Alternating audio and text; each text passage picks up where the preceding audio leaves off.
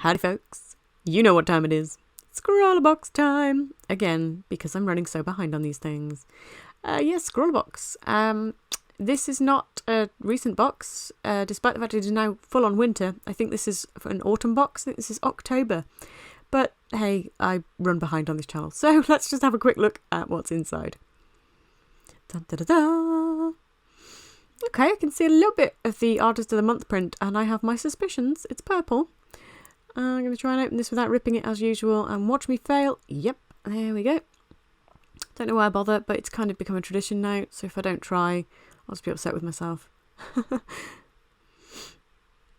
it's all looking quite purple. This is confirming my suspicions about the artist. Ah, a purple shimmery ScrawlrBox sticker. No, don't look at the menu, that's spoilers. Okay, a Copic purple doodle set. Again, this is making me think I know who the artist is. I suspect DrawingWiffWaffles. Let's have a look what's inside here. We've got a Copic multiliner in this wine colour, which is really nice. We have a sparkly pink pen. I've not heard of this before. I'm not going to try. It's a fine tip, and I'm assuming it's glittery inside. But very nice. And two of the Copic gel markers with a brush nib on one end and a chisel on the other. I have used these quite a bit, but it looks like these are the colours Blueberry and Mauve Shadow. And the candy is Swizzle's Palm Violets. We have a Faber-Castell pencil. Nice and sharp, but there is no eraser on the end. Pretty sure Waffles once said, it's 2019, can I get an eraser? Then here it is, an eatable eraser.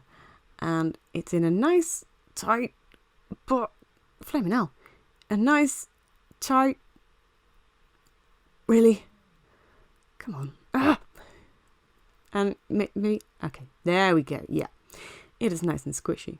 There you go. Seems like a good one. I've never used a lot of these, but I like the fact it has a box. Keep it safe. Click.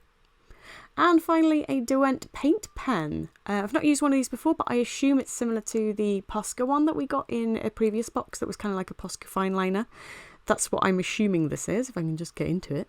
Obviously, I'm struggling today. Yeah, it is a fine liner like that one. And they've also included a enamel pin badge. Oh, it's a special gift to celebrate our 50th box. That's so cool. I like that. And as suspected, the artist this month is DrawingWiffWaffles.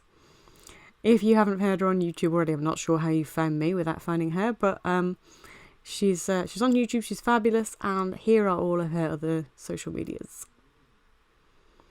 But yeah, excited to have one of her prints. And it's a nice paper too.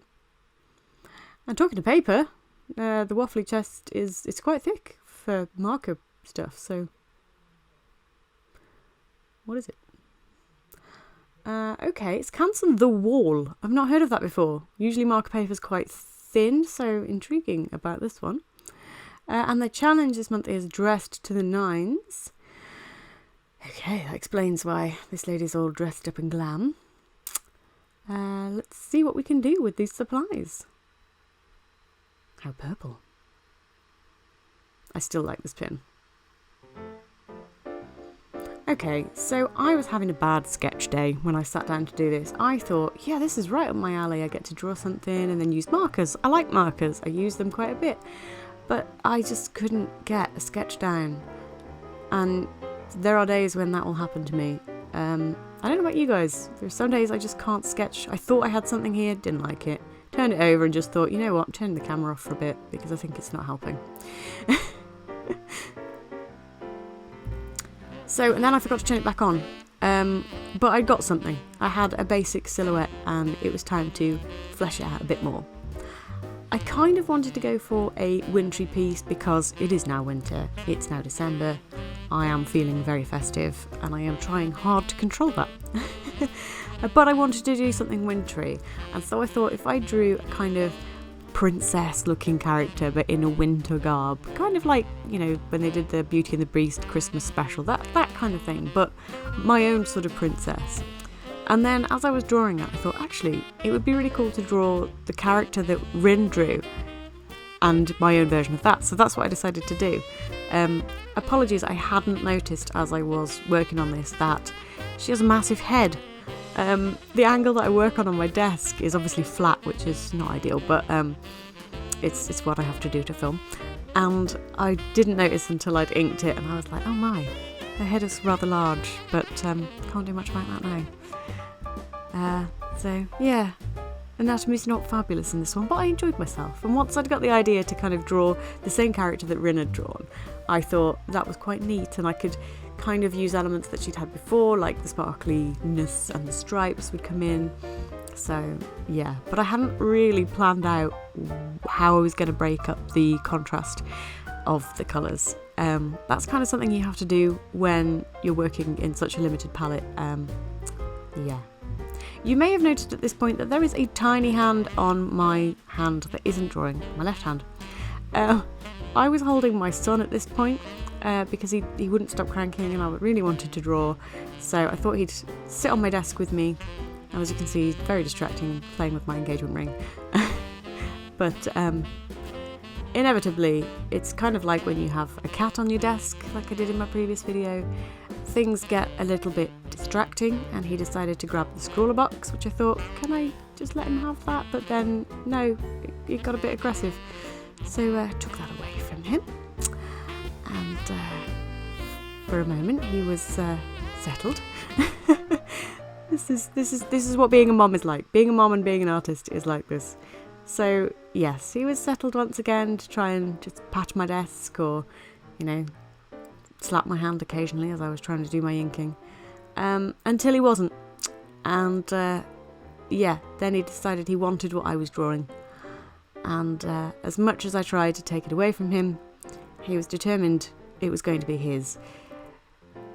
So finally I thought, do you know what? I'm going to have to quit for a bit. And that is very much what happens when I sit down to my desk. None of these are actually filmed in one sitting because I have a baby. And, you know, once he was suitably happy, I was able to sit back down again and pick up where I left off. Luckily there wasn't actually that much inking left to do. But I thought I'd leave that in because I actually thought it was quite cute. My tiny baby hand. My baby boy. But yes, once I now knew that I was doing Rin's character, I made sure to make the hair all chunky and stuff like that. And honestly, I don't know how she uses the eraser like she does because I tried and it didn't work well for me. Then it was time to go in with the markers, and I actually watched her video in between the pauses. And I noticed that when she started to draw her character, the first thing that she did was shade everything with this mauve shadow colour. So I thought, well, if I'm trying to emulate her work, then I better do the same thing. So that's what I did. And then I decided to break it up similarly to what she'd got. So I made her cape the blueberry colour, made sure to keep her lips the blueberry colour too.